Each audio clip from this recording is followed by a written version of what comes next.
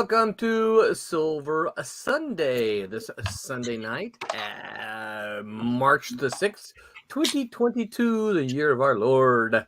And we are here with you to talk about tonight some fun stuff.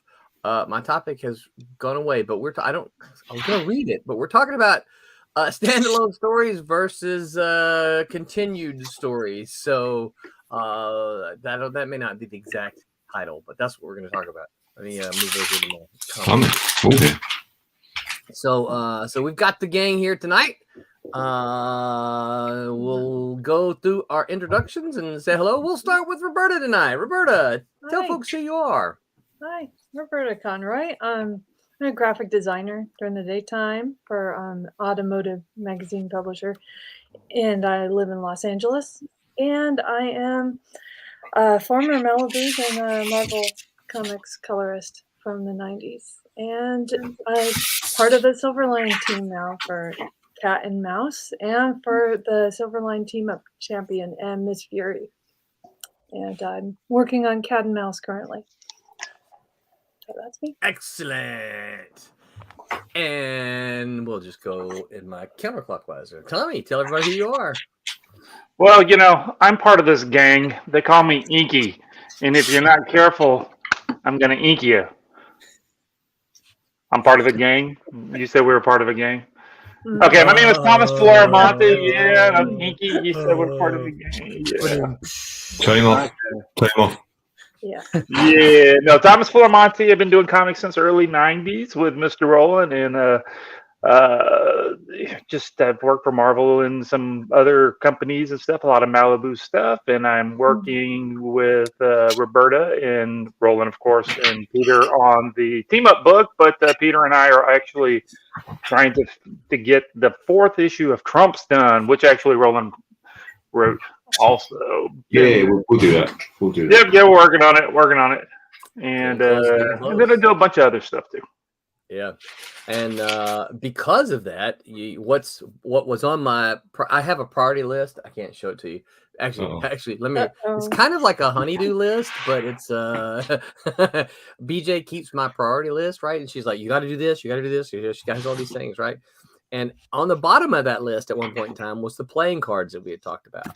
Oh, but because we were talking about it the other day, I said, Pete's getting close to the end of number 4. I said, and Quentin has already finished number 3. She said, well, then we have to move this up the list. I think it's time. So the playing cards have got to move up the list, which means because that's not a kablam thing, so we got to figure out how long that's going to take to get printed. Yeah, so that's going to take some special never been done coordination on our part. So we'll have to do that. Wubba says, "Hola everyone, good to see the Silverline family." Hi, Wubba. And then he said, "Miss you all." See, Wubba's got a good gang member name. He's a Wubba. See, I'm Inky. He's from Family Fet. Mm-hmm. Oh, that's right. There you go. Oh, look at this. And Royal Airships stopped by and said, "Good evening, fellow Silverliners. Looking great." Howdy. Hello. Thank you. My father-in-law, what's up? They said, "Yep, it's Big Dummy again." Boy. Thank you there. I know he's about to say, shared it out to Mississippi. So we thank you there, Screw Loose. Pete, tell everybody who you are. What's that in your hand there? Is that artwork? Oh, it's a commission I'm doing for. Look at that! I know that guy. Nice, cool. I messed up the hands. Wait, Go to the hands again. Back up there. Not me. Put Pete up there. See it again. No, Yeah. I want to see him. There we go. Let me back up. I see the hair. I haven't done the hands. I've messed them up. I had to rub them out. That's I've okay. drawn them again, and Wow. Good. but they were too big, so I've drawn them again, and now I've got to light box them on. See? Can't you just cut them off of your vellum there and just stick them on there? Bad hands ruin a picture, so now it's like, that better. Okay, that works. Whoops! Everybody got rearranged. How did that happen? Yeah, Pete just moved. I'm shifting everybody again now. Oh, All right, doing Pete, that. tell everybody who you are. I as has been mentioned, I'm the penciler, just a penciler on Silverline Team Up Champion Miss Fury, and with a few Which more you can pages see to go, over your right shoulder. Oh yeah, that's right. You have a nice copy of it behind you. Oh yeah, just two shiny copies. That's right. Yeah. What else do I do? I've done other stuff, but that's what I'm doing at the moment. Very good. What about Ed is here? He goes, the ferret, my favorite Malibu character. Whilst you're here, I'll show you the other commission I've done for this chat. Which I think I might redraw it. I'm not entirely happy with it. Hold on, let me. There we go, right here. Oh, look at that! Geez, That's awesome. nice. Yep. I'm not sure. I think I like it. It looks good. It's okay. I think you're done. Send it. No, I think that looks good. I'm not figured out what I'm gonna do the background yet. There you go. Background. Yeah. Huh? I'm trying to push buttons here, Pete. I'm trying to figure out what's going on. All right. Why did it not cinema layout? No, that's not what I want. I need to push these buttons more often so I can figure out what they do. So one of the things Wubba, it's a secret between me and Wubba. So I'll tell everybody. Well, I'm going to tell a little bit of it. Look at wait, I missed one. Hold on. Phil Leon says, "What's up? What's up, Silverline crew? What's up, Phil? Good to see you here." So that's actually how Wubba kind of got into the Silverline family, right? He was he had taken Ferret, and I don't remember which issue. You'll have to forgive me for that, Wubba. But he had taken the Ferret and redrawn a couple of the pages. I'm like, wow, that looks really good, dude. And so we just started, talking, swapping messages, and that kind of thing. And so we came up with a cat and mouse story to do, and so Wubba is drawing. Well, Wubba's already drawn one complete issue, okay, of Cat and Mouse, and he is finishing issue number 4 of the volume 2, the one that we've been doing here with Silverline. He's finishing volume 4 of that now, and he's getting pretty close. I'm having to pull out the whip a little bit and crack it some. Wubba knows that. And I know that he smiled when he heard that. But one of the things we talked about in the next volume was, so what some of you may not know, Curtis knows this, I know. The rest of you might know it, just forgot about it. But the ferret, now not the Malibu's ferret, but the ferret is public domain. Yep. Let me that's all. I'll stop there. I'm just going to stop right there. Right. So, okay. Curtis, tell people who you are. Sure. I'm Curtis Fujita. I'm the creative director at Silverline. I'm also a Kung Fu instructor, and I'm an artist, and I'm working on my new comic book forthcoming called Shadow Ghost. It's the Kung Fu comic by a Kung Fu master. So that's me. You're getting pretty close on that too now, right? I mean, what about 60% more? Yeah. I'd say it's about around 60%, and that's cool. Penciled, inked, and lettered. So kind of wearing all the hats. So it's getting close. It's getting close. Excellent. Well, we are anxious to see that. Thank you. Wubba says, yeah, it was issue 1 from the ferret that he was doing. And he says, yeah, I'm behind. We still love you. I'm gonna still crack the whip. And then he says, character might debut in a monitor in a Windows control room. Well, you got to get back on with us for that to happen, Wubba. So, the door is always open, sir. And, of course, I'm Roland Man. I am the chief cook and bottle washer, and write a handful of stuff, including some of the things mentioned tonight, like Cat and Mouse and Trumps and Silverline team-ups. So, we are going to have some fun tonight as we talk about our topic. So, anybody got before we jump in? Anybody got anything else they want to say before I get right to the topic?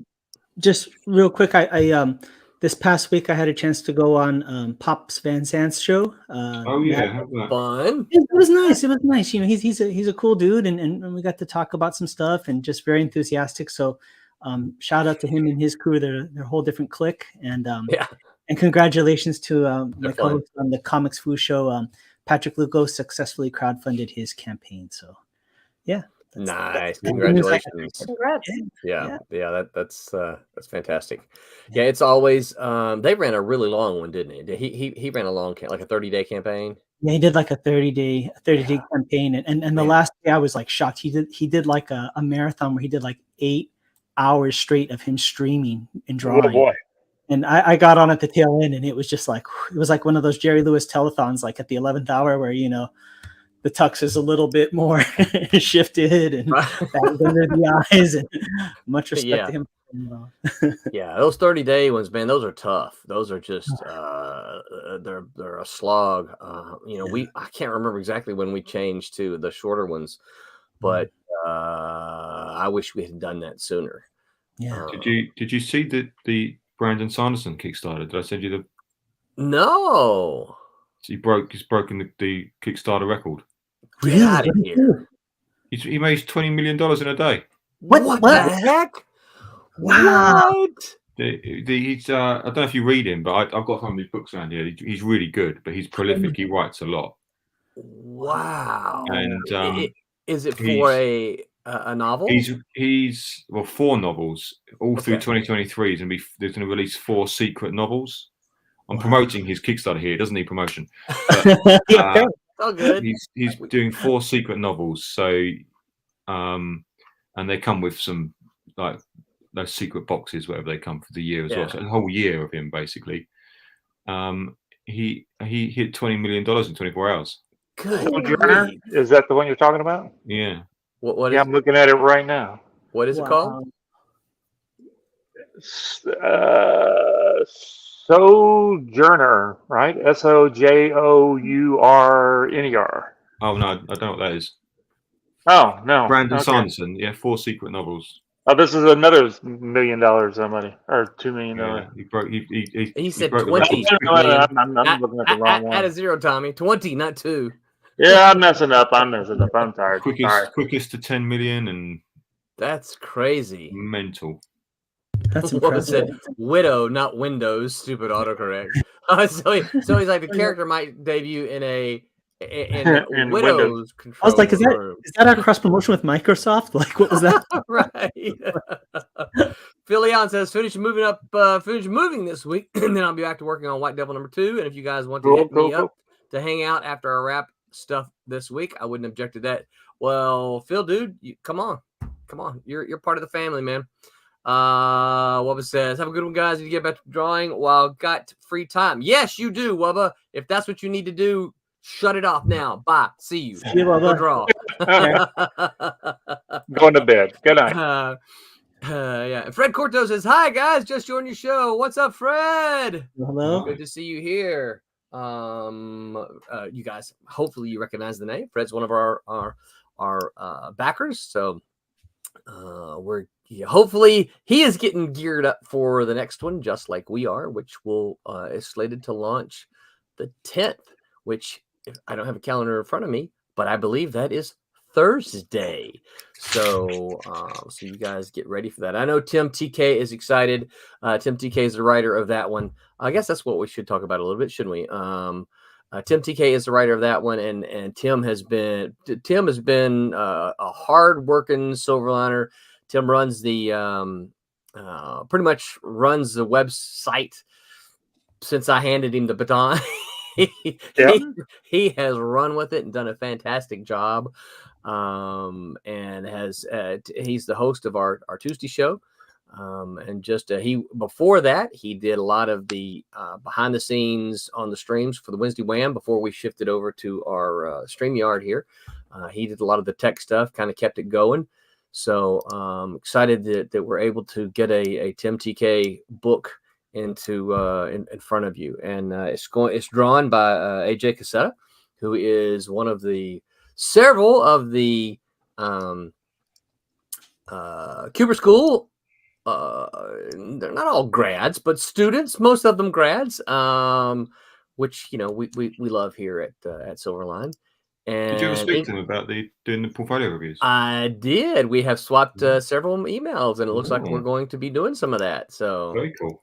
So thank you for pushing them on our way. Yeah, it's quite an honor to be asked to do that. So Yeah. Cool. so we're excited about that. We're going to see if we can't get multiple editors involved to give the students there a multiple opinions. So, oh, I got to put this one up here.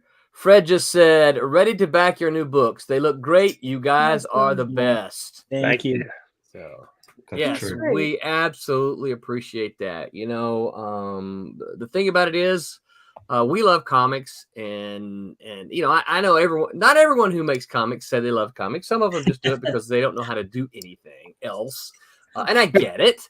But you know, we love comics, and so we have the you know, someone once asked me before, does Silverline have a philosophy? And for the longest of time, I always said no, because we don't really do, you know, we're not a superhero company, we're not a science fiction company, we're not a horror company. You know, we just do fun comics. And so at first I always said no philosophy. But I think over the years I have decided that yeah, we do have a philosophy, and that philosophy is fun comics. Mm-hmm. So, and I think that, you know, that's one of the things that anytime someone talks to me about, you know, potentially doing work for Silverline, that's one of the things I always push is that I need you to have fun. I need it to be fun for you, because I honestly believe, and there's no science behind this, of course. So someone smarter than me is going to pop up and say, you know, the science says that. I honestly believe that when you're having fun, it shows up in the work. Mm-hmm. And I think that's why the stuff that we do, you know, goes over so well, because we're having fun making it. So thank you so much, Fred, for those very kind words. So let's see, who did I not? John Martin is inking AJ Cassetta on Wolf Hunter, and then Martin Martonen is providing the colors.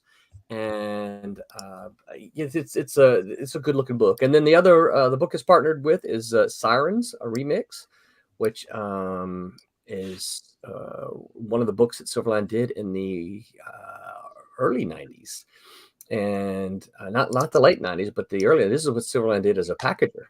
So Sid Williams is the writer. He's a horror novelist, drawn by John Drury, who I have been tweeting back and forth saying, dude, you need to join us. And he's like, I don't know how to run all that stuff. And I'm like, dude, you just sit there, click a link, and yeah, that's right. Just turn it on and join us. So we may eventually get John on. Let's see here. Right. Chuck Bordell inked it, and then Barb is the one that colored it. So I'm a Sharon. Excellent. Yes, please share. As soon as I see your... I thought your name was Roberta. You saying it's Sharon now? Okay. It's going to be. Yeah, she's sharing. But she also said, don't make her share for the whole hour. So one of you guys got to remember to pop up. I gotta jet out in about an hour. So. Oh, okay. That's good. Fred says, Roland, is that your man cave? It looks great. You know, it's a combination man cave and office. This actually does. Let's see if I can show it a little bit. I don't think I got anything in here that's dangerous. It's over here, right? Those are actual CDs. CD. What's that? Oh, my closet is open. What's a CD? What's the CD? Yeah. You got money market kind of thing. I think it stands for compact disc. Ooh. Wow. And I still have this is actually a CD player right here, right? It's not hooked up at the moment, but I can it's a portable CD player that I hook into my computer. And I usually rip them and then put them on my hard drive.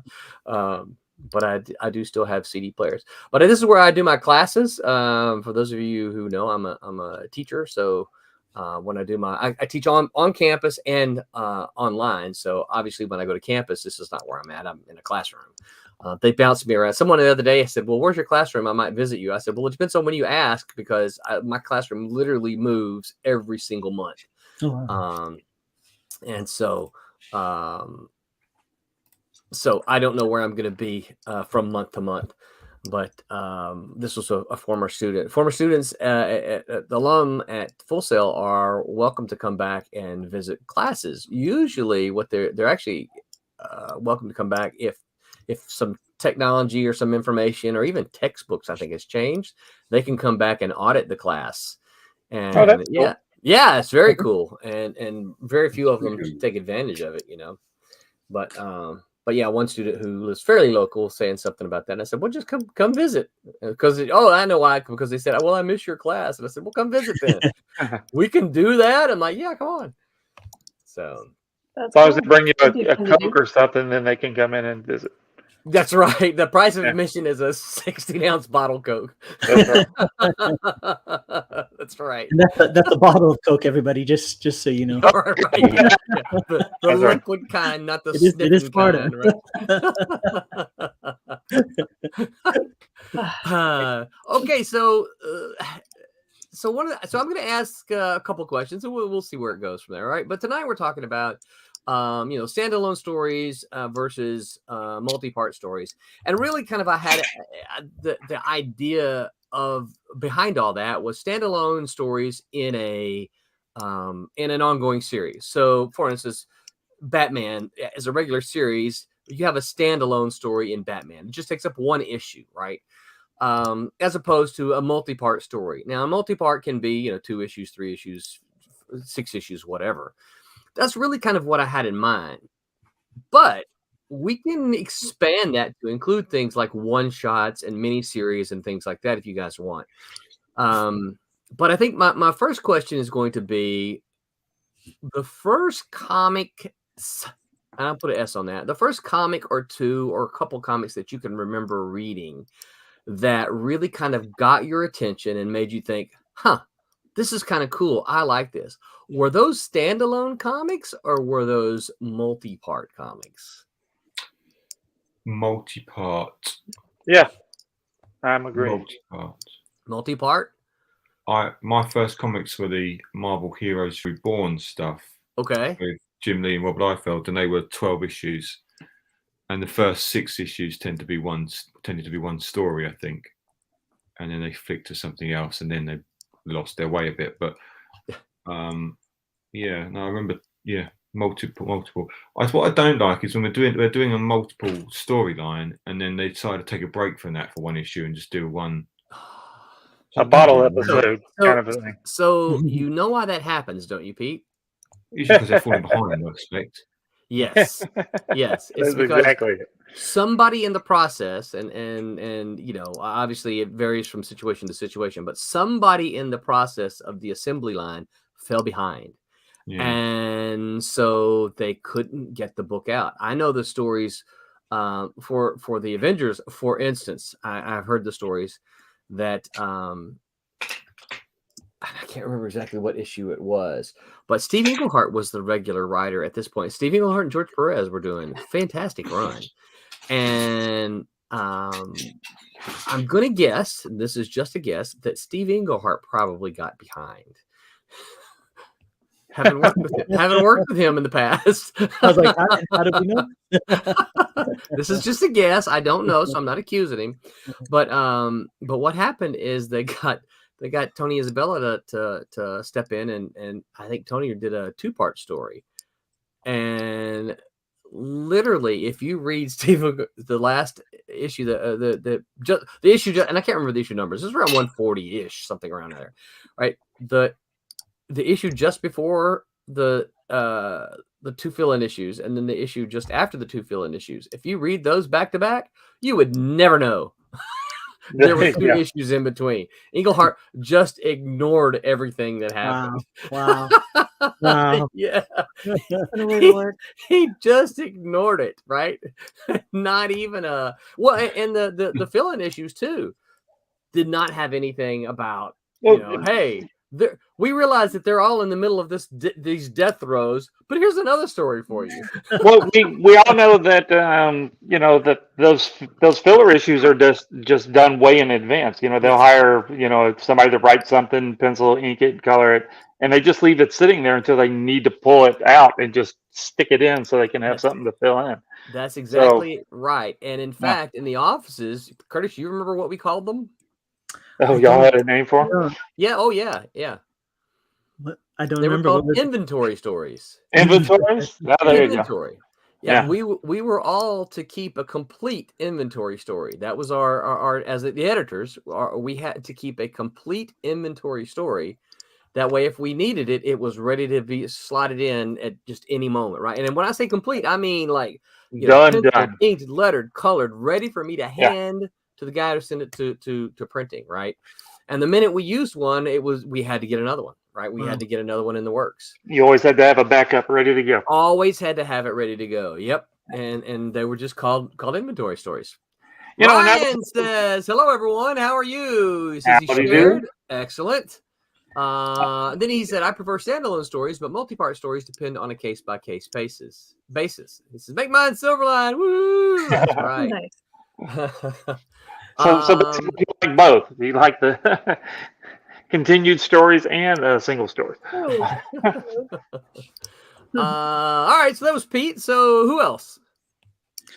For me, it was both. I mean, like I think the very first comic book I read was by was a Green Lantern issue, and it was by Mike Barr wrote it, which is kind of crazy because years later met him at Malibu. But it was around the time Conan started becoming popular. So for some reason it was called Green Lantern the Barbarian was the issue, and it was the Green Lantern like with like a sword and sorcery. It was actually kind of cool.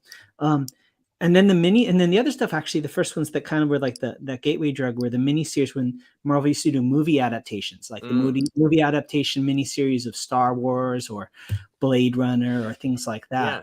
And they used to do, it was like usually a 4-part miniseries, and those were like the things. You got the Star Wars one? Yeah, I think I Return of the Jedi one was the Return of the Jedi one. And they were I think Al Williamson illustrated. I mean, they were gorgeous. Howard Chaykin did the first one. The first one. Yeah. Oh gosh, yeah, those were great stuff. Yeah.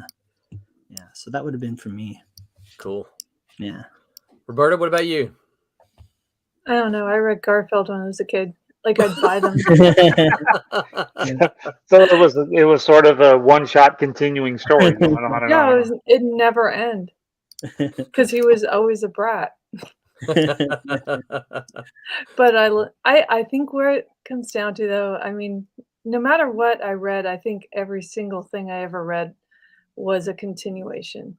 Just read in the beginning, and I don't think that was by design. It might have just been happenstance, but I got used to it that way because I think I developed a love for the characters.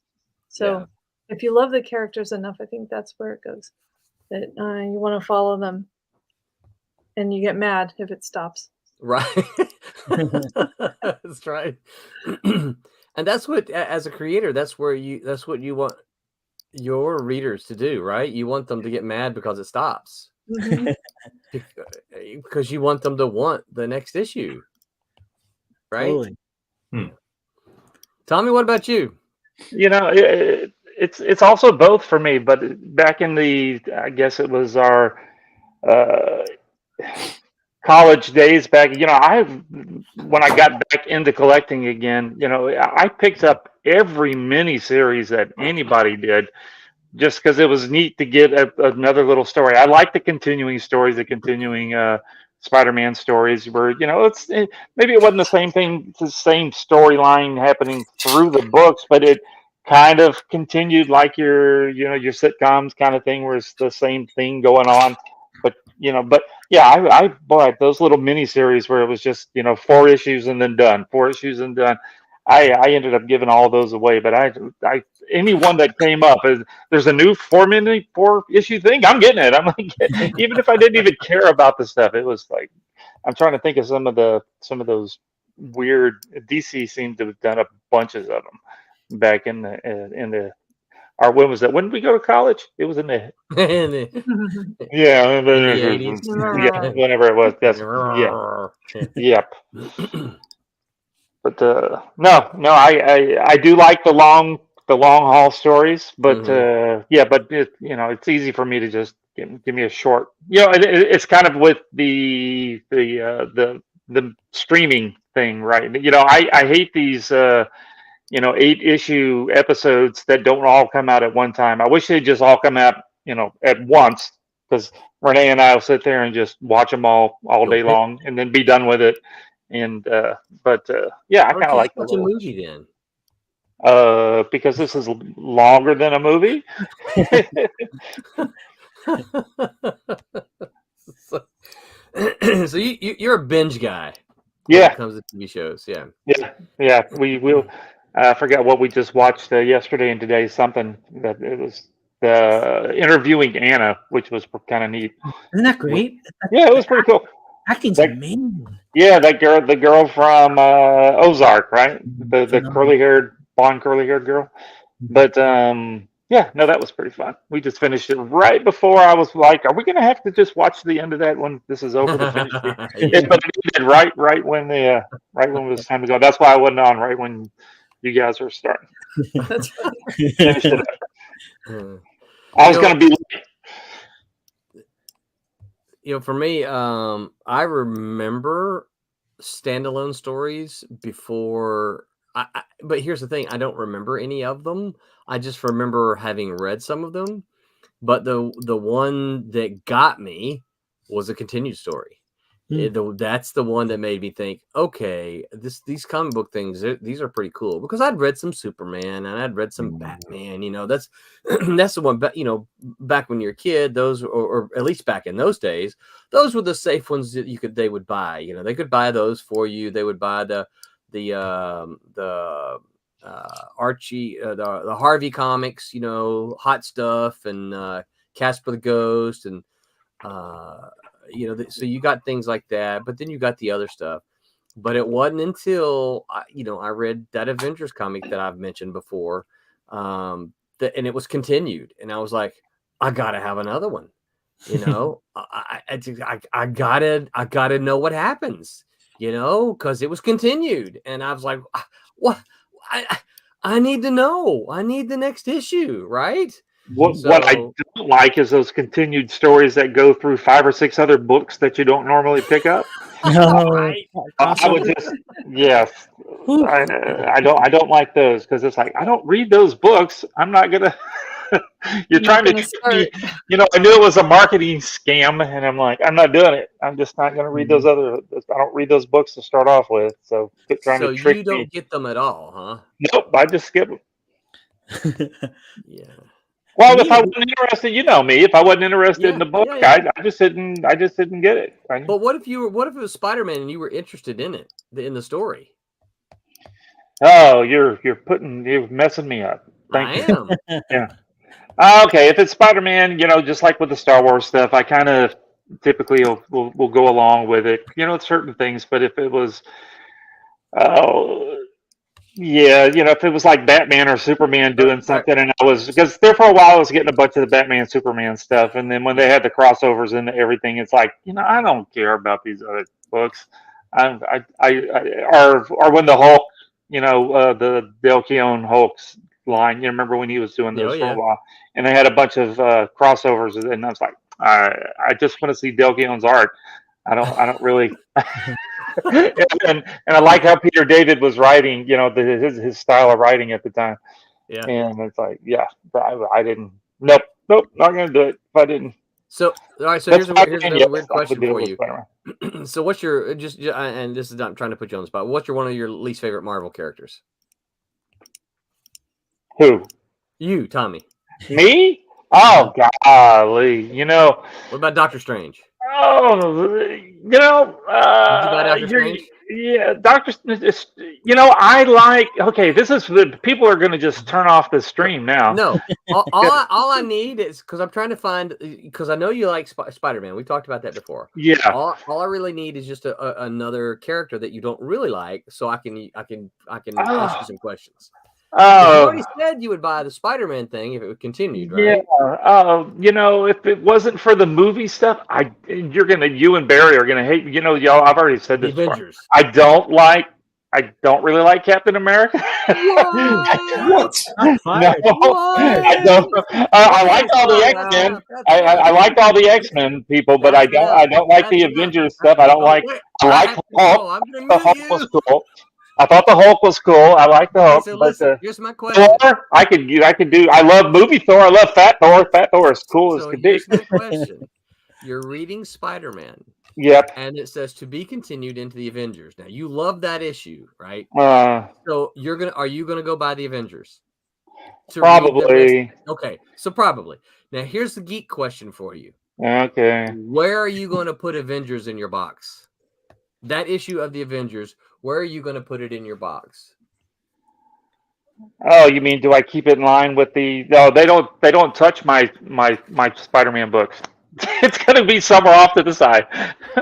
You mean after just to read the storyline so I know what's going on? Right. So It's right, because you've got all your Spider-Man back to back, right? Yeah. Yes, and they're in numerical order where you do front to back. Yeah. Right. Okay, so that Spider-Man story continues into the Avengers, which you don't buy, so you don't have a spot for the Avengers. No. Where do you put that Avengers comic book? It's in a stack somewhere, and it's not in some random stack that I'll never look at again.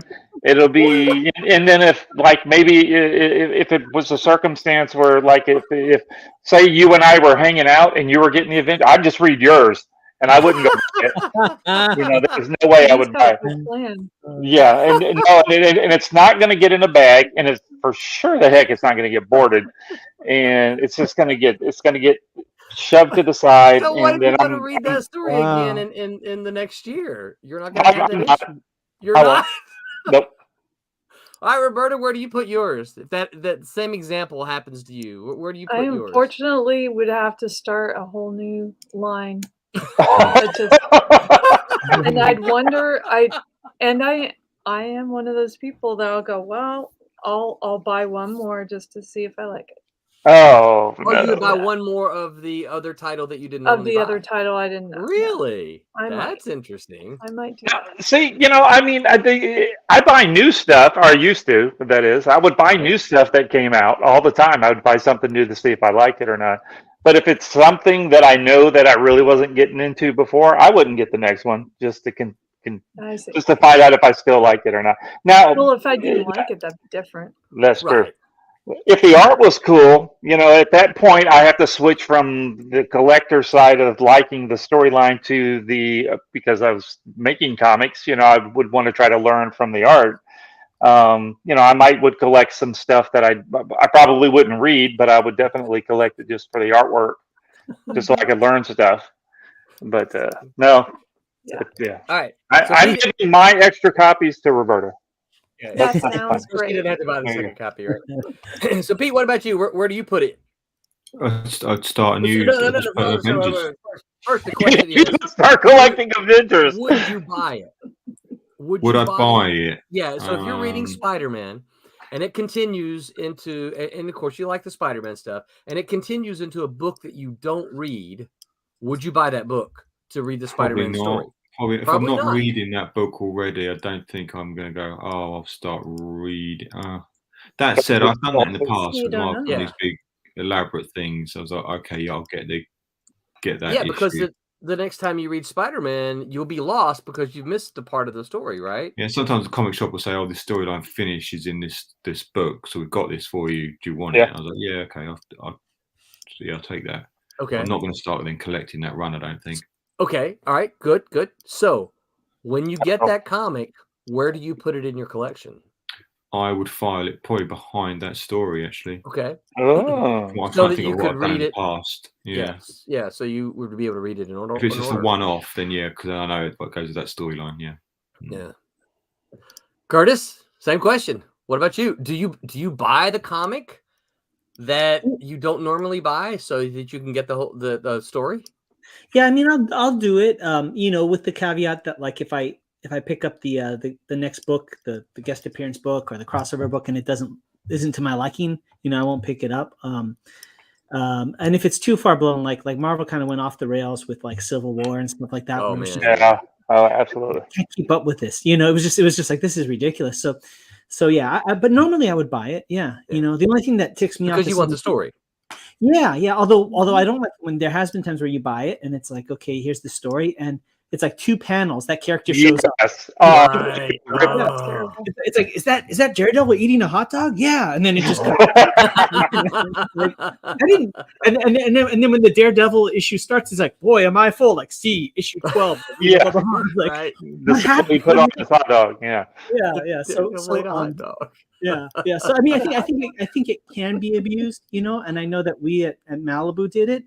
Yeah. I liked it because we didn't have a billion titles, so it was kind of reasonable, and it didn't happen too often. Yeah. And then I think early Marvel was probably the same way.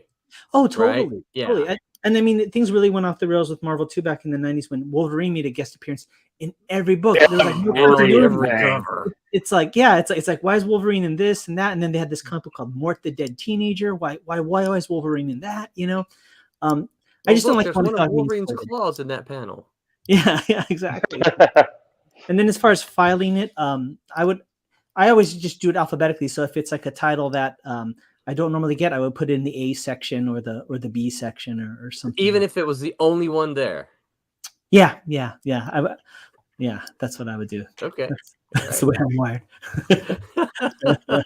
So I'm similar. I too would buy the comic. Assuming I like the story, I would buy the comic that I don't normally buy so that I could get the rest of Spider-Man's story, because I don't want to miss out on part of the story. I don't want to buy the next Spider-Man issue and then be lost because I didn't pick up whatever comic that was that the story continued in.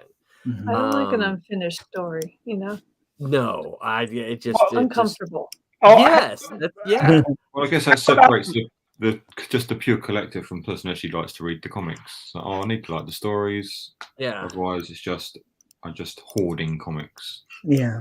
How about if it was the reverse thing? We're talking about if it was something that you're Spider-Man. Say it was you read Avengers, but say you didn't read Avengers, right? And all of a sudden it continued in your Spider-Man book, and then so you weren't reading the Avengers stuff, and then all of a sudden that issue of Spider-Man you open up in the Avengers are there doing something, and you're like, this is continued from before. Would you go in backwards to get the one where the Avengers popped up in your Spider-Man book just to see why they were there?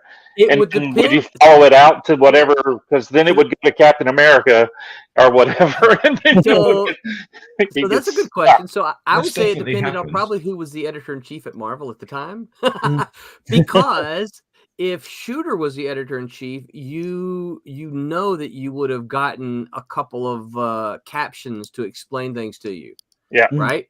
And didn't they usually have a sheet? Sometimes they would print a thing saying that this storyline followed through blah blah blah blah blah blah blah blah. You remember how they did that? I don't remember ever getting one of those in the 1980s. I mean, maybe. I'm making it up. Sometimes in the back they would do it for the big ones, like when. Like or they did like a checklist basically. Yeah. Yeah, it was one of the pages. It's not like it was an insert or something. Yeah. Yeah. I think that. Oh shoot, where was I going with that? So Marvel used to be really good about saying, hey, here's a couple of captions. If you're coming in on the middle of the story, and even if you're not coming in on the middle of the story, just to catch you up, here's kind of what you've missed. Mm-hmm. And so you could read that one page and boom, boom, boom, you're caught up, with a really quick summary and not really feel like you've missed too much. Mm-hmm.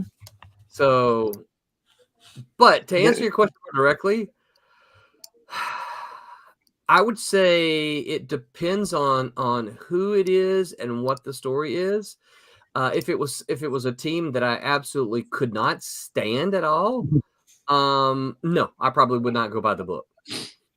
If it was a team that I was middle of the road on, I'm like, okay, let me go buy it because I like Spider-Man, and if Spider-Man's in this story, in their story, then I'd kind of like to have the first part and see how he got from there to this situation.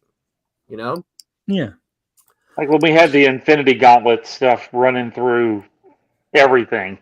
There, you'd had to, you almost had to get every book that Marvel put out because Thanos and the stones. You remember all that mess? Yeah. When he started in Silver Surfer. Luckily, I was getting Silver Surfer at the time, so it was kind of fun. So but then you go, I'm not getting all these other books. I'm just not. So did you get the other books? Not really. I No, I may have didn't got either. a couple. Yeah. Yeah, I didn't either. They didn't Fruitbat trick me. 36 says, "Hola, what's up, Fruitbat?"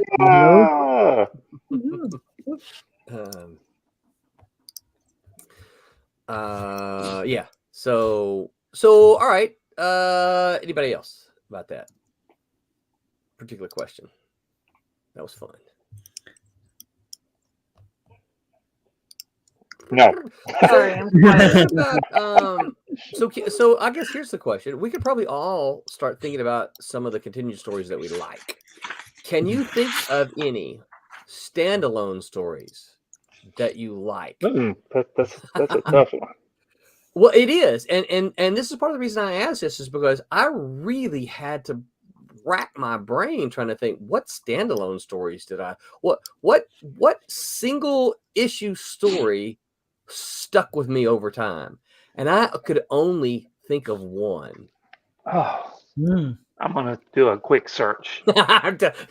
You can't just Google what standalone stories did Thomas Florimonte like. I'm gonna pull up my Amazing Spider-Man run of stuff, Well, and then see if I can't see a cover and go, yeah, that was a bottle episode. You will remember the one that I mentioned then because it's a Spider-Man story. But anybody got any? Yeah, there was one that I loved about Daredevil. Okay, and it was really unusual, but the cover was like kind of like it was Matt Murdock goes to a town and he doesn't even talk. He goes to like some backwood kind of rural town with a corrupt sheriff, and so somewhere up in New York. Yeah, something like that. And trying to get in trouble. Yeah, and it's a no costume story, and he kind of has a run-in with the law and defeats them. Totally not in costume, but he is Matt Murdock, and it was a great story. Looking back on it now, that was totally an inventory story, Yeah. And I remember the cover specifically had like the corrupt sheriff's face, and then he had like the Ray-Ban sunglasses, and you could see Matt Murdock being kind of like held back, like he's about to get beat up. It was a beautifully. I remember that cover. Yeah, it was. I don't remember that story, but yeah, it was a great book. But it was weird because Matt Murdock was a mutant. That was the strange thing. But yeah. So that and your one shot Arrow. That was the one one shot that stood out. I remember that. Actually, I wanted more of Arrow. I would give lots of hearts right here if I could. That's me hitting the heart button, Curtis. I still remember the cover, right? It's like from the pages of the Protect, Yeah. Do you remember the word balloon on it? Something along the lines of "I'll shoot" or I've got an arrow for you too, pal. Yeah, exactly. Yeah, but I remember, and that was one of the only like superhero one shots I remember from the Protectors era. I think. Yeah, I think I picked one up the other day, and I think I have it set aside. I'm going to send it to Pete, I think. Yeah. I can't find it right here, right now. Yeah, but I figured Pete needed a copy. Yeah. Thank you. That was a great cover. I remember that. Oh, look at this. Here we go. Eric says, Arrow was great. Hi, everyone. Right? It was it was a fun one. I wish there was more of Arrow. Thank you, Arrow. Thank you, Arrow. Thank you, Eric. I am 99% sure that was the text of the cover. That's why one of the reasons I was trying to find it, because I didn't want to misquote it, but I'm pretty sure that's what it said. I've got an arrow for you too, pal. But yeah, anyway. All right, so Roberta, any standalone stories that can't think of any? Can't think of any. Yep. Can't think of any, honestly. Yeah, not my even brain one. doesn't work that way. I don't know. Yep. Pete can't think of any either. Well, I don't know. Hellboy, they do a lot of one shots of Hellboy. They're always well written, well self-contained. But are there any that you can just think of that was the story? Yeah, I really like that one. No, my brain doesn't work that way. I can't really do that. Yeah. So Tommy, I can see Tommy still searching. I'll tell you. Here's the only one that I could think of, and this will probably. I'm looking at all these covers too, and I'm like, I don't even remember what was in these books. The Kid Who Collects Spider-Man. What's that about? Do you not remember that one? No. If you're looking at the covers, You know what number it was? Yeah, number 248. 248. Yeah, and it is a standalone story. I've got that one. What's that? I've got that one. Yeah. So you're written by Roger Stern, one of my favorite writers. Penciler was Ron Friends, inked by Terry Austin. Yeah. A good story. Just a standalone story, and but it was about this kid whose favorite hero was Spider-Man, and he collected Spider-Man, and he got to meet his hero. So yeah, it really. That stood out to me. That's the only one. But here's the problem. That's the only standalone story I can remember. Every other story I could, rack my brain of, they were all continued stories. Had some sort of continuation going from one thing to the next. Yeah. Well, I can't. I'm looking at cover after cover after cover, and I can't remember what was going on. I mean, obviously, I know. Right. Venom and stuff and blah, blah, blah, blah. But, all of the annuals, right? All of every book had an annual. Those were like all pretty much standalone stories for the most part. But no. Well, I don't know specifically about the Spider-Man, but the Avengers were almost all part of the regular storyline. Were they? Yeah. Nucleo was part of, well, of course, Englehart wrote it, so it was part of the Englehart story that he was doing. I'm having a problem remember the annuals now. I need to see the covers like you. Eric's got one. He says X Factor number 87, the psychiatrist issue. Roger Stern, Frank Miller, Captain America, Marvel Fanfare issue. Oh, these are two different ones. X-Men Factor, X Factor 87, the psychiatrist 87. issue, and then Roger Stern, Frank Miller, Captain America, Marvel Fanfare issue. I don't think I got that far with the X Factor. I just found the cover. I threw it in the private chat, but yeah, that. Yeah, let me see if I can share this cover. 219. Great issue. I don't know who did it, but it was so cool. When was that? Oh, that is cool. Uh-huh. Oh, 2019. No, I wasn't. Hadn't been collecting X Factor for a while. Yeah, that's the one. Great issue. That's one of those books that I read so much that like the spine got all creased, and before I was like collecting, I just remember like some of them I taped together because I read it so much. That was and I love the word balloon on here. Mm-hmm. We got a nasty, rotten little town here, stranger. And we aim to keep it that way. I really do miss word balloons on comics. Oh yeah, it was like a trailer for a movie. Yeah, right? And and I may just take it upon myself to start adding them back. I love that one issue of Cat and Mouse, and Pete did the cover for it where Mouse was standing over Cat, and it just evoked those kind of more classic kind of storytelling driven cover. I love that cover. It turned out great. Yeah, that's a good one. Yeah. Love this comic here. This comment here. Fruitbat36 says comics are meant to be read. Yes. I agree. Except for Tommy. Well, I like looking at them too. Right. I kind of see this. I love my son. This was just delivered to me. Is he going to bring me one? He's right down the road. He can run me one. No, the delivery service just ended. Oh, man. I was the final delivery. Thanks. Thank you, Brad. Okay. So, okay. So, all right, let me go. Tommy, you're gonna have to pull out the kid who collects Spider-Man 248 and read it again. And I think it'll jog your memory. It's a good story. Yeah. No, I remember the cover. In fact, I didn't realize this, but looking at the Wikipedia here, it says the comic was selected as the top 10 Spider-Man story, one of the top 10 Spider-Man stories of all time by Wizard. Wow. Yeah. Oh boy, I could really go into some other Spider-Man stories that I really liked, but I won't because that's not what this is. So let's talk about so continue stories. Mm-hmm. when you have a miniseries, which is pretty much all we do here at Silverline, just for lots of reasons, but I mean, I know that there are probably several of us, maybe even those of us on the stream, who would love to be a part of an ongoing series. But for us, there's time issues, money issues, all kinds of things that kind of just prohibit that from happening. So a miniseries is generally going to be a quote unquote continued story, right? So, like for instance, Silverline Team Up, that's a 4-part story, and it starts in the first issue. It ends with the issue 4, right? Is that any different, better, or worse than, say, a 4-part story that happens in Spider-Man?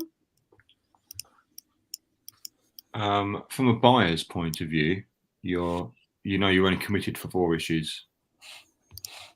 And I think our publishers have grasped that now. Marvel and DC are doing shorter runs. Yeah, you realize people commit for 6 issues.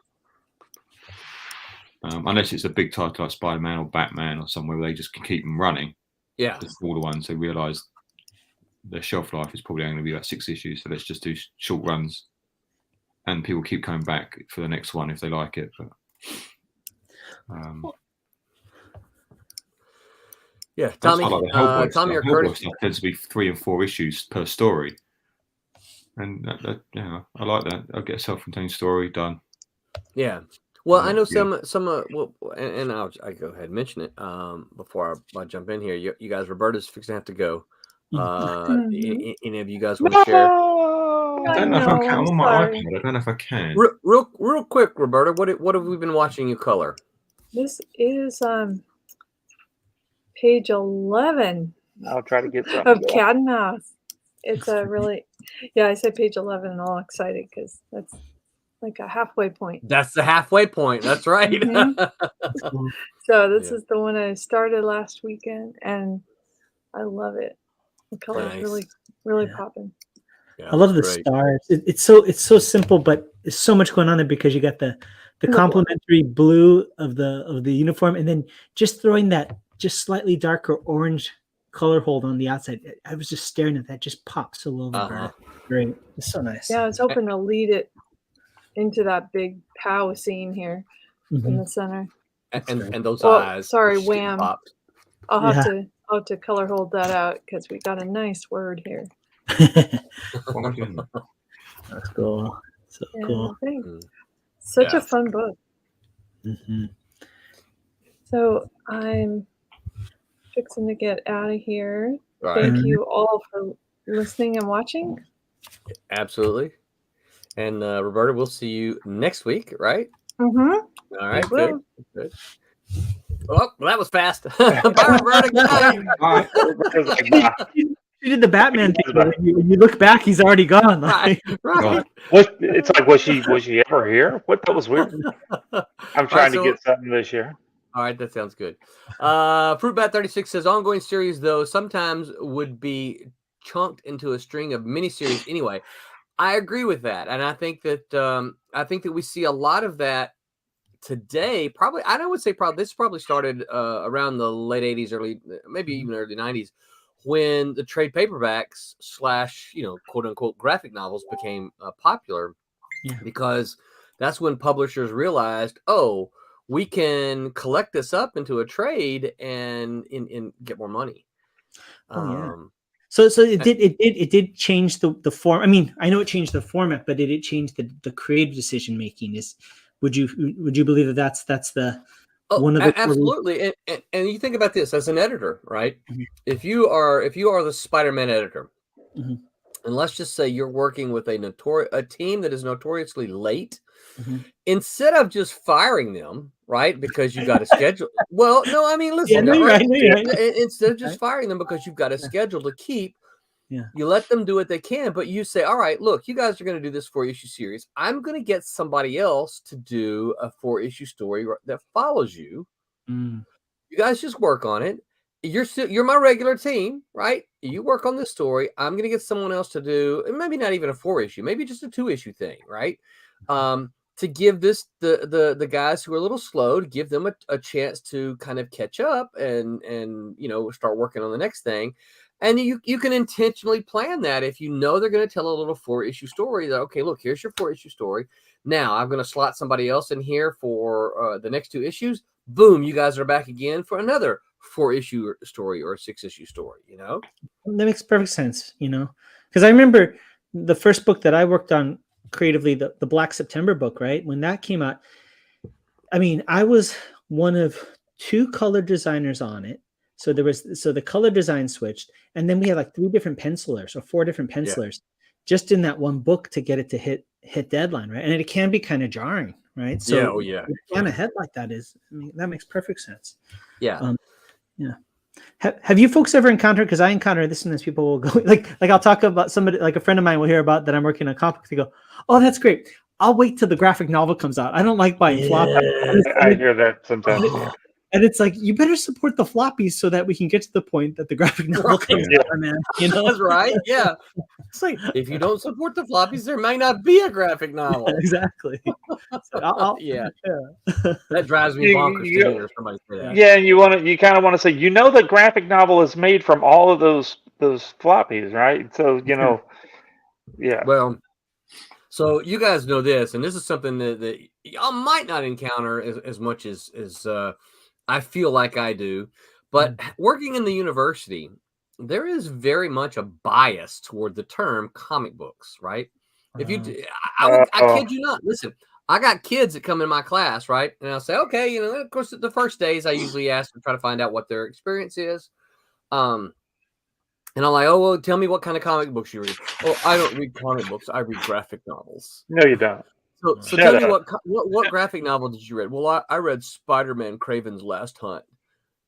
And I'm like, so that was published. That's just comic books that they took and they put them all in one. What? Yeah. I like the Watchmen graphic novel. I'm like, you realize that was just 12 issues that they collected and put all in one. Well, I like graphic novels, not comic books. Yeah, graphic novel is a format. It's a comic book. It's still, even though it is a graphic novel, it's still a comic book. You morons! What? That's basically saying I don't watch TV shows. I watch TV seasons. Thank you very much. Yeah. It's still a comic book. That's just the format. A graphic novel is like a trade paperback. Come on. I'm gonna remember, Curtis. I'm gonna steal that quote from you. It's for anybody that needs to use it to fight off ignorance in comic book industry. I don't watch TV shows. I watch TV seasons.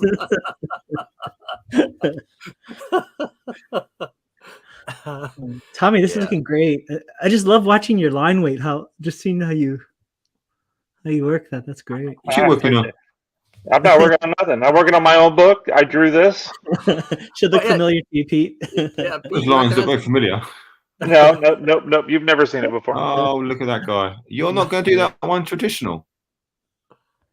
Oh, too late now. Yeah. Right now. I hadn't even thought about it. Yeah, I need to start doing. Yeah. I thought that was a prime candidate for it, but that's fine. Whatever. Do what you like. What? Stop trying so hard.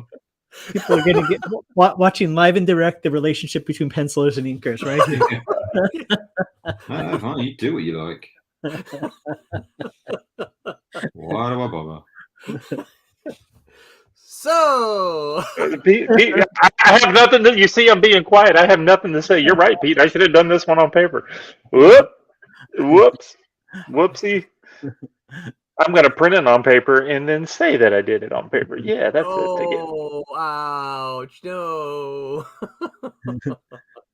And this, of course, folks, for those of you who can actually see the video there, this is a page from Trunks number 4. Oh, looks great. Yeah, page 5. That should have been done on paper, but the inker was not paying attention. Whatever. Is it going to be 4 issues, Roland, or what's the plan? Yeah. Yep, it's going to be 4 issues. So this is the final part of that story. That's not to say there can't ever be more Trumps, because I mean, it's not an ongoing series, but this world could certainly stand to have more stories about it. Sure, definitely. So, but yeah, no, I'm excited about it. It's always fun to see it come to life on the screen too, like this.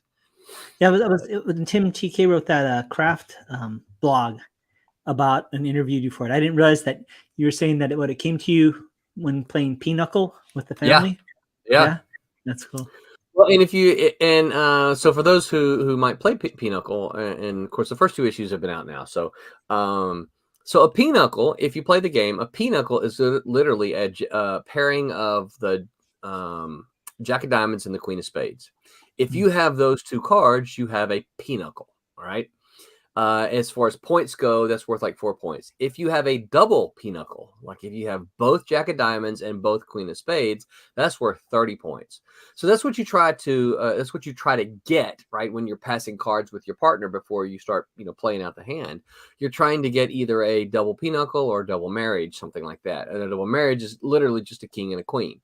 Or marriage is a king and a queen. A double marriage is a king and a queen of the same suit. So for instance, both kings of hearts and both queens of hearts, that would give you a double marriage.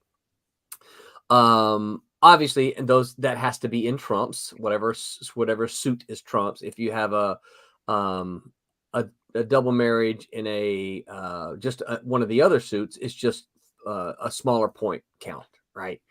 You always want to be the one who gets it so that you can determine which suit is trumps. And that's part of the excitement of playing Pinochle. But yeah, a Pinochle is a Jack of Diamonds and a Queen of Spades. And for anyone who paid attention reading, you'll notice that the Jack of Diamonds and the Queen of Spades had a relationship in the comic. So obviously I didn't call it a Pinochle, but if you played Pinochle, you'll recognize that pairing. So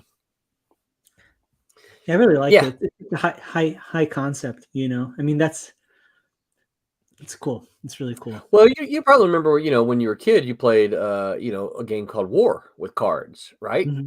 Yeah, and so it was just one of those things that the family was playing cards, and for some reason, my how the creative brain works. My brain just went, wouldn't it be cool if all of these were like kingdoms and they were actually at war with one another, and the diamonds were fighting the clubs so they could be trumps and have all the power, and and of course then right then I'm like, that would be a cool story actually.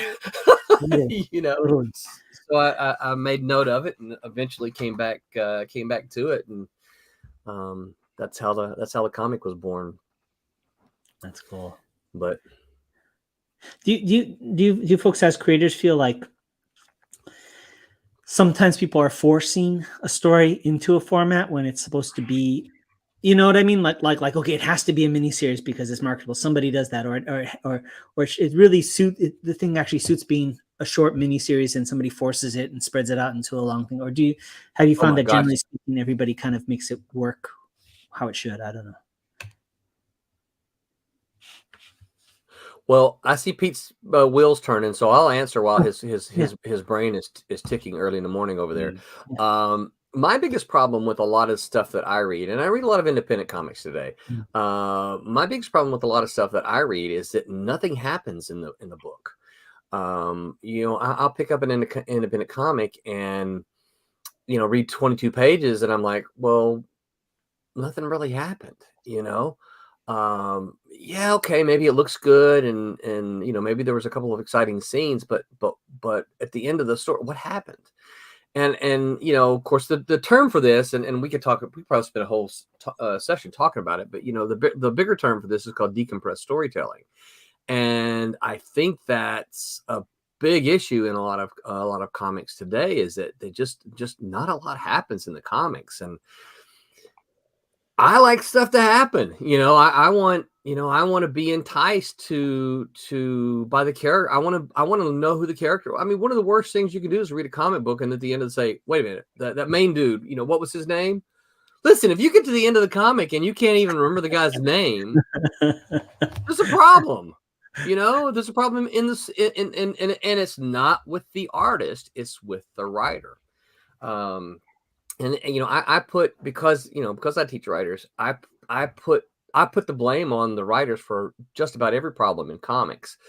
My students will read something and they'll say, well, I was confused at this and that. And I'm like, well, that's the writer's fault then. Well, what was it the writer's fault? Like, well, because if you're confused, the writer didn't tell you something that you needed to be told, and I said, well, couldn't the artist have messed it up? I was like, well, the artist really kind of draws what the writers kind of instruct them to draw, one way or the other. Yeah, it's confused about what the action in the panel, then maybe. But if you're confused about the story at large, nope, that's not the artist's fault. You got to blame the writer for that one. Yeah, I know a lot of people in animation and storyboard artists and directors, and sometimes one of their biggest complaints is that things aren't resolved in the script, and so then they have to spend extra time doing the storyboards or planning out the shots to make up for continuity issues or storytelling issues. And so they're kind of almost doing the writing job for the writer to make sure the product comes out and people can understand what's going on, So that makes perfect sense, It's funny. One of the and then I'll shut up and let Pete answer. One of the most common complaints I get from students is it's setting. They'll read something and they'll say, well, I don't know where this is taking place. I don't know where the story is. I don't know when this is. And maybe they knew the first time, but when a scene transitions from one scene to another, there's no captions there to tell them, and there's nothing to identify. There's nothing to identify it. But you know what the funny thing is?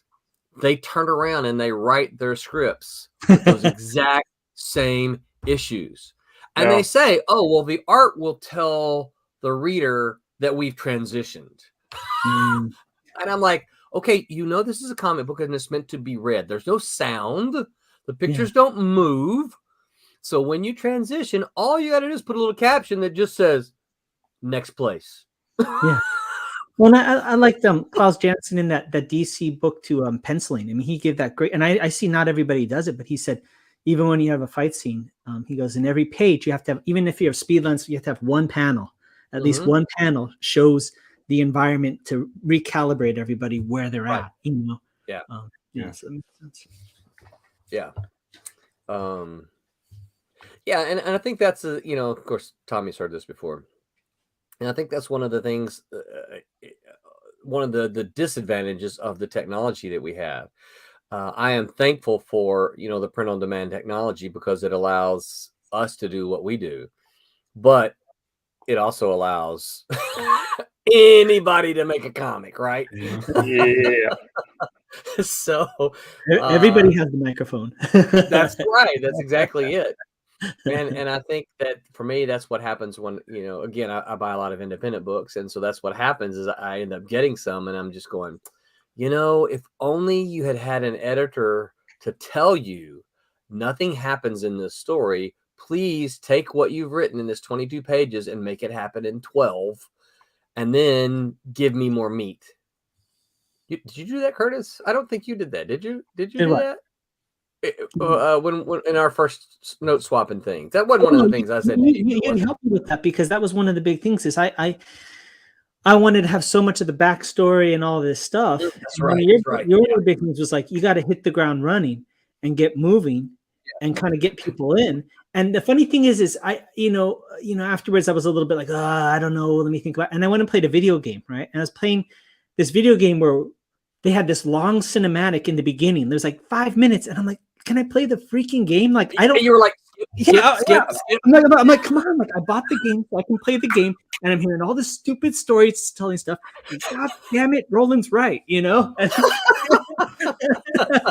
So I think the thing you didn't outright say it, but the thing I think the inference is it's kind of like when you do editing for like film or TV. It's like that story did happen. All that stuff in the backstory did happen. It's just the audience is coming in at this point in the timeline. Right.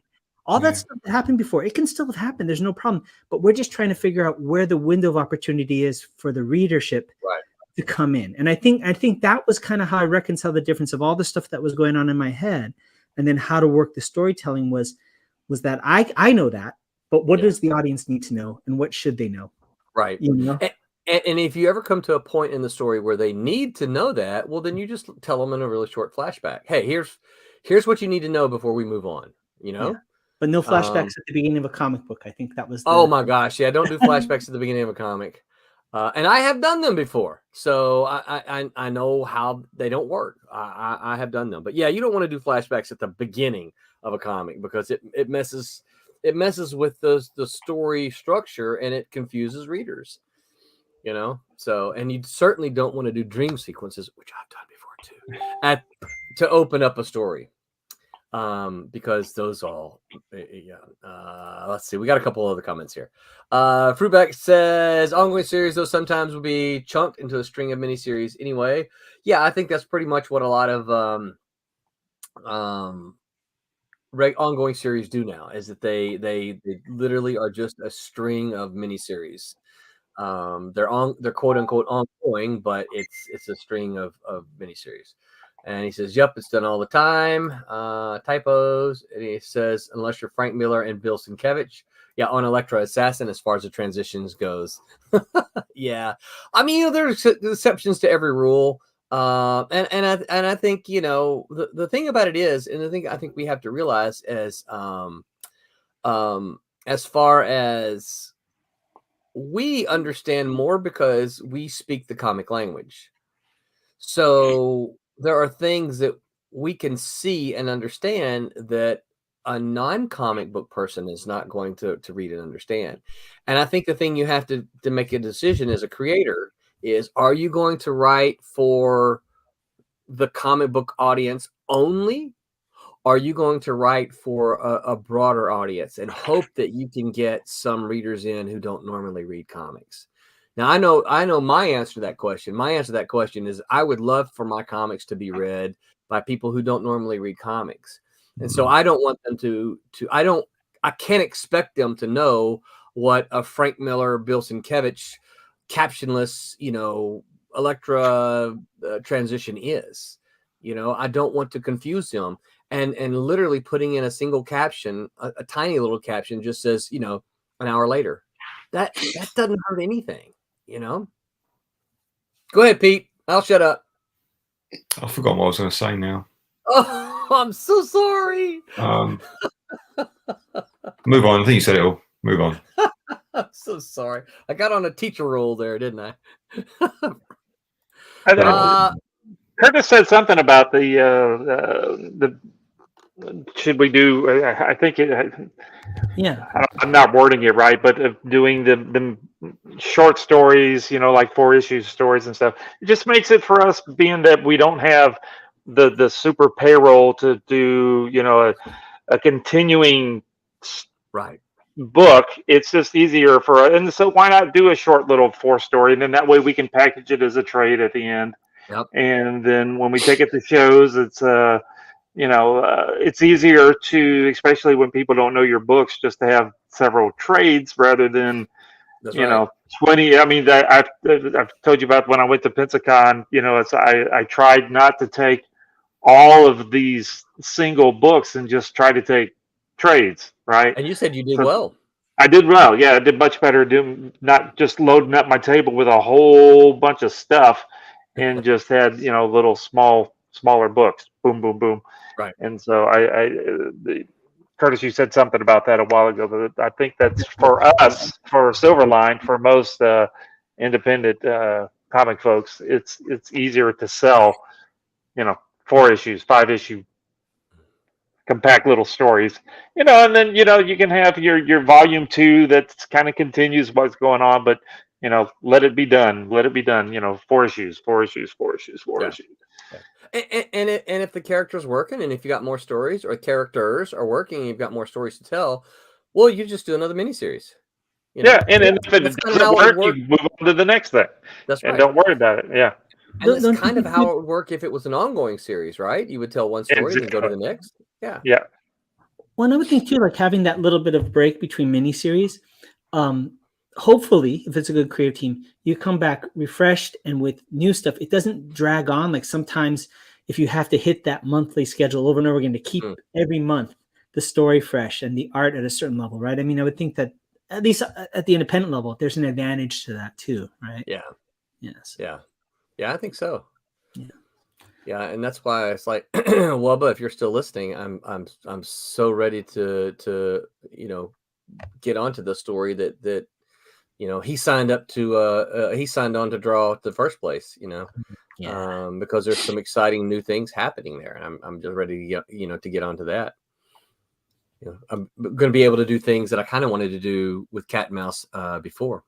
Fruitbat says, always start as close to the action as possible. He said that's a Will Eisner lesson right there. And I think in storytelling, one of the ways that we put that very same thing is, well, you've always heard in media race, right, which is start in the middle, but early, let's see, late in, early out. Right, late into the scene, early out of the scene. Oh, it's like the cliffhanger, basically. Yeah. At the end. Yeah. That makes sense. Don't. The thing about it is, I don't need to see characters always opening doors and entering rooms and taking off their jackets and hanging the clothes up. Right. Those are just actions that. Now, if you've got narrative that you need that space for, because they're going through some kind of a thought process, fine, great, busy it up, right? But if all you're doing is Pete, really, let me ask you a question. You and I are doing a comic book, okay? Yeah. And we only got so many pages. Do you want to draw pages of a guy walking into a room, hanging up his coat, throwing down his keys? No, because they're probably the more difficult pages to draw. Or would you rather draw him punching someone, making that someone, fly across the building and smash into the wall next to him? Of course. Right. Why wouldn't you want to draw that? Exactly. And this is the problem I see in a lot of independent comics is they fill the pages. And the thing about it is they fill the pages up with these panel after panel after panel of this really boring stuff. And it's like, I really don't need to see the character doing all these things. Again, if you have, you're like, well, I really have this information that I got to get to the reader here, and that's okay, good. Then you can do that and put text in it, right? But I'm kind of hoping after this page, Pete drew a whole bunch of them sleeping. Because that would be really, really fun. Pages of people just lying on the floor asleep. Yeah, just sleep with the lights off. That would be really good. And them every now and again. I don't want to see people using the bathroom, but they got to go to the bathroom every now and again. We need to have some really slow panels of people just doing normal stuff. I'll let you in on a secret. I've jumped ahead because I was going to draw page 15. There's a lot of standing around talking. So I was just 16, 17, 18 and drawing all the action. Yeah. So you skip the boring pages, right? I'm drawing the punching. Yeah. You skip the boring pages and you go to the exciting pages. Yeah, I've got to go back and do it though, unfortunately. I can't just leave page 15 blank in the book. It was talking. You're rolling just the words on it. That's all that matters. You did leave page 1 blank, I think. It's just a sudden snowstorm swept through, and it's just web balloons. Look, our friend Aaron Humphreys. He's poking us right here. He says, "Look, nerds online." Oh boy, natural habitat of nerds, Aaron. Just right. Haven't you seen the David Attenborough special about nerds in their natural environment? No. Yeah, right. Yeah. What Aaron doesn't realize is he's listening to us, but he's actually looking in a mirror. Oh. There we go. Shots fired. So, where's the cooking panels? I need a whole bunch of pages of people cooking where they're opening up the ground beef and they're frying it, and they take 2 or 3 panels of them, crunching up chopping the potatoes and all that. You got to do those kinds of things sometimes because you got to build character. Readers want to love character, right? They as I think Roberta said it earlier, she read it the next one because she was interested in the characters, and so you've got to build character. You just have to be aware that, 2 pages of a character moving through their apartment doing normal stuff with no dialogue is not building character. I think that's how you hide the dialogue, right? It's kind of like within those, you have them doing interesting or semi-interesting stuff, So in the here's the background. thing, and you guys, here's something you guys will all know, right? So if you think about the X-Men, how loved the X-Men are, right? Do we remember scenes of the X-Men sitting around the coffee table and the kitchen table talking about this? No. Where did all the personal interaction, character building take place? Danger room. In the danger room, right? They had a danger room. They could practice their powers. So you could learn as a reader, you could learn their interpersonal relationships with one another while they argued with each other because they were, in the privacy of their own home. But you also learned their powers. You got to see what they could do, right? And it wasn't visually boring. Well, that's kind of like the James Bond movies with Q, right? I mean, all the scenes with Yes. Q are to set up all the action later so that you don't have to stop and explain what this device does or how he knows how to use it, and they kind of load that all in the front, and then it's just you're off to the races, Yeah. Well, and even a lot of times we see visuals, we see the visuals happen, right? Oh, and look, this is a pin that does this, and he accidentally sets it off, and somebody conks out and goes to sleep. Oh, yeah, you got to be careful with that, right? And it also kind of builds anticipation, right? Because you're like, I know that's going to happen in the movie. I got to keep watching for when he uses that thing, right? So, yeah.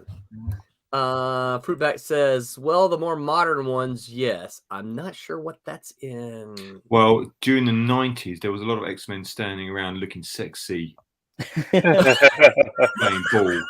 Yeah. There's a lot of that. There's a lot of that. There's a lot of full-page shots of Rogue just sort of standing there in a short shorts and a crop top. Yeah, I remember that. I remember Gambit didn't have a shirt on at all and had a basketball. I'm pretty sure that's the scene. And all the women stood on their toes. No woman had flat feet. Nobody. No, that's right. Their heel down, right? It was always a certain way. Yeah. What sort of X-Man would you be if you couldn't run? Right? Flat feet, I can't run. Sorry, Professor X. Yeah. Well, Fruitman says, X-Men being boring. Yeah, that's what he's talking about. Okay. I guess you can wear high heels into battle if you fly. Right? This is something I have. I'm drawing my Trumps at the moment. So I've got a certain female superhero or hero. Mm-hmm. The one he's drawing at actually. I'm like, well, yeah, she does have high heels, but how does she fight in those? How does that work? She fights really sexy. Because I prefer to put them in boots now. I put them in boots. The boots seems more realistic and less offensive to womankind. Yes. I think she can put on high heels when she goes to the ball. Yeah. But when she's going to fight, I always feel like boots are going to hurt more if they land on you. But high heels probably do. Well, that's stilettos. You use those as weapons, and you stab poke an eye out with that. that. You sure do. Aaron says, I think one of my favorite scenes in the X-Men when they played a baseball game together. I actually remember slower moments in the X-Men, Storm watering her plants. Yeah, but you also don't like sound effects, so I don't ever remember Storm watering her plants, but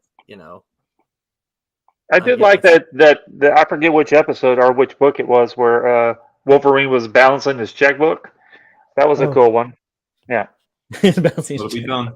He just cut it to shreds at the end out of frustration. Right. I remember when Twilight played baseball. Oh yeah, they were hitting it during the when the thunder and the lightning and stuff. Yeah. That was interesting. One thing that I don't think we talked enough about too, but was so great with X-Men was the posing of the characters. Not only did they have iconic movements, but I mean, they had certain gestures and poses. Like Wolverine always had his arms folded over, chomping on a cigar. Yeah. Cyclops always had that classic feet apart, pose. I mean, that great. You could it wasn't just the silhouette. You could tell from the poses their personality. Yeah. And I didn't realize how important that is until I started working on my book and like, okay, we have like 6 people in the room talking. Okay, now how about What are you doing? you can't have them all with like hands as fists on their hips, Well- standing all heroic, right? It's difficult, isn't it? Crowd It scenes is- and stuff. Oh gosh, Yeah. yeah. Yeah, and you remember what one of our conversations was earlier, right? Of like, don't have them just standing around talking. Have them practicing. Have them punching each other. Yeah. Have them exchanging blows. Like, you're a teacher. Put them in those situations. Exactly. Yeah. Aaron, Oh, I see Aaron what he's says- saying. What's that? Oh yeah, what Aaron's saying. I get what he's saying. Yeah. Aaron says, you don't remember Storm creating little storm clouds to water her plants in her loft? I always like how Claremont showed them using their powers for more mundane everyday chores.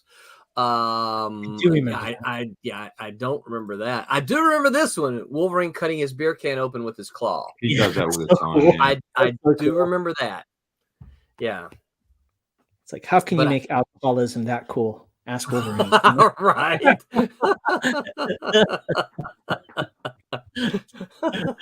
Yeah.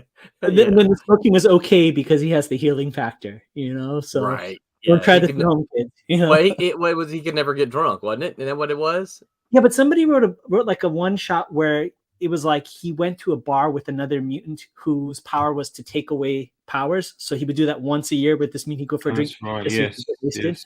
Yeah. Yeah. Yeah. And I was surprised at in the Captain America movie. I never knew that about Captain America, right? Uh-huh.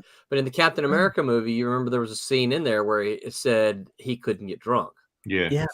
Yeah, and I don't ever remember that in the comic books. No. No, but I think that makes sense if he's super powered and he just absorbs it. Yeah, it does make sense. But then Thor can get drunk. Thor likes getting drunk. But I don't know. You know what? Yeah, but how much? Why would you want to make sense of superheroes? It's a comic book. Chill out. Right, exactly. Oh, listen, you would not believe the conversations we have in my class because they'll be sitting there, they'll have a character that can fly, right? And then they say, well, that doesn't make sense. Why does this character here? They're doing this and that doesn't make sense for this character. And so my comment is usually, so you believe someone can fly, but you don't believe that this character can do this thing right here? Well, that's kind of different. How is that different? Because I didn't think of it. That's why it's different. Yeah, it's like, come on. Yeah. So yeah, it's you guys are probably enjoying my class sometimes because some of the conversations we have are pretty interesting. Oh, totally. All right, so my clock shows that we're a little bit over our new time mark. So standalone stories versus multi-part stories. Anybody else have anything to add or to say about that? I like them both. I do like them both. I'm waiting for us to start our 300 issue run on Silverline Team Up. 300. It's going to be a 300 long story, like Walking Dead. She runs for 300 issues. Is this a commitment you're making here to me? Oh, he just wanted to read it. He didn't say he was working on a few months of free time soon. So if you're making that commit, I'll make that commitment to you. Tommy, what about you? I'm good. I'm good to go. As long as I can get some. Pete's gonna ride bikes with us when he comes visit, and then we're good to go. Here's the beauty. It's Silverline Team Up. So we can toss characters in there right and left, right? Let's do it. Oh, look at that. Even Roberta still listens. She says, "Okay, Pete." All right. She had something to do. No, I was reading I was reading a new Garth Ennis comic, and obviously I read Wolf Hunter. I got a preview of Wolf. Actually, I've not read Wolf Hunter. I've seen the issue of Wolf. I've not seen the words. Yeah. The words aren't good anyway. It looks good. I was thinking, I would like to do like a war comic. That'd be quite cool. But I'm trying to look for the issue now. That could always go in Silverline Team Up. Anything can happen in Silverline Team Up. That's right. So it's good. Roberta, and the featuring part, that's the part that makes the difference. The featuring, that's somebody right. else. It could be anybody. Yeah. Featuring Spider-Man. If we don't mind getting in trouble, yeah, that'd be all right. Oh, this character's taken? I didn't realise. I'm sorry. Oh, We'll well, spell it with two. Public domain, I think. Oh, wait. Yeah, Spider, MANN. Yes, exactly. That's Oh, it could be you. It could be Roland dressed up in a Spider-Man outfit. there we go. There we go. Fruitbat said each have their own place. Context is everything. You know, I'm going to say probably a consensus is based on kind of what we have discussed tonight is that the continued stories are the ones that stick with us a little bit longer. And not that the standalone stories aren't good and don't have their place and all that kind of stuff, but the continued stories are the ones that stick with us a little bit longer because we all could think of those, right? We all thought about those. That's what kind of that brought us in. So that's going to be what my consensus, I think, kind of is. Fruitbat says man spider. Man spider. Yeah. So I think the cease and desist letter already came in like just during the stream. So right, yeah, we've already got it. Yeah, so that's our that's our big announcement for the night, right? Everyone Team Up is going to go 300 issues now. Would that be something? All right, Quentin says, make sure you have one of your guys having a cigar. You know, I talked to a friend, and I won't tell his name here recently, because this is not my news to tell, but I'll tell it without putting his name to it. He did some stuff for Marvel recently, and he said they wouldn't let him have, I think it was Nick Fury's cigar. Oh. He drew a Black Widow. And she had the costume, so there was no cleavage or anything like that. She had the costume all the way up, but her boobs were too big. So I didn't know that could be such a thing. Well, I didn't. I don't think any of us thought. Oh, okay. Let's not go there. We don't want to start that. The hips were too round. Had to. The original image was not. It was not extravagant, right? It was. No, it was not. It was not 90s, boobs. But boobs. 90s boobs. That's the thing. Can we do a book called 90s boobs? Bad news. I'm afraid you're suffering with 90s boobs. Sorry, Doc. 19 featuring 90s boobs. That's what that'll be the next no cure. So yeah. Anyway, and there was a couple of other things that he couldn't do. I think he had the Hulk too angry or something like that, and they're like, "Don't make Hulk so angry," and he had to redo the face and some things like that, which is it's like come on, Anyway, Quentin's on a roll here. Big John, avoid kung fu with the stogie. Kung fu with a cigar predictive text. I have no idea what that means. Is he writing in the right chat window? I have no idea what he's trying to say, but we love you, Quentin. All right, so here we go. Richard Dunn says, "I'd volunteer to be the boob judge." The boob judge. We're gonna get in trouble. We're definitely gonna get in trouble. Roberta's like, "You guys, I leave, and look what happens to the stream." Yes, true. Right. Okay, so anything else about standalone stories or multi-part? I did the consensus. So, any arguments? No. You summed it up. Nope. All right, I summed it up good. So, Curtis. It's me. Where can we find you on the YouTubes? On the YouTube. Sure, my gosh. On the YouTube. You can find me on the YouTubes. You can find me online for my comic book. Go to theshadowghost.com and has all the social media links there for that. And for my martial arts, you can go to tigercrane.net and all the social media for that is there as well. So that's where you can find me. You know what's really cool? As soon as you said that, it popped up at the bottom of the screen there. That's right. Really? That was really cool. I summoned it mentally. It just says, "Yep, all going to pot." She's not going to want to leave us alone anymore, right? No, you got to stick around to keep us from being bad. Pete, what about you? Where can folks find you on the interwebs? On the Google, you type in Peter Clinton Art, and you come up with my online presence. And there I shall be. He disappears. Just that easy, right? Tommy, what about you? Just go to Google, type in Flormonte. I'm pretty much the only one in existence, I think. FLORIMONTE, or go to Inferno Studios, and you can find me there. There's some links. Or on Sunday on this show, every Sunday, unless I'm too exhausted from bike riding, which Pete's going to do when he comes and visits in a couple of months. You better Boom! get Yes, that way. yes. This is I don't where think you're he's gonna- supposed to be on Sunday nights. Oh, yeah, that's right. Yeah, I'll be here. that's right. You can find me on the interwebs, Roland Man Roland. Just look for me. Most of them have my caricature, which I keep telling myself I'm going to get one so I can pop it up so you know what to look for. And here on Sunday nights, don't forget, guys, we have a Tuesday stream that they start a little bit later. They're made for you West Coast folks. My time, they start at 11, but out there on the West Coast, they start at 8. Excuse me, it's called a Silverline Show on Tuesday, and then we've got the Wednesday Whammers that will be here this Wednesday at 8 p.m. Thanks to our sponsor, Daytona Beach Comic Con. If you have not made your plans to attend Daytona Beach in September, Daytona Beach Comic Con in September, you need to start making your plans now. There is plenty of time.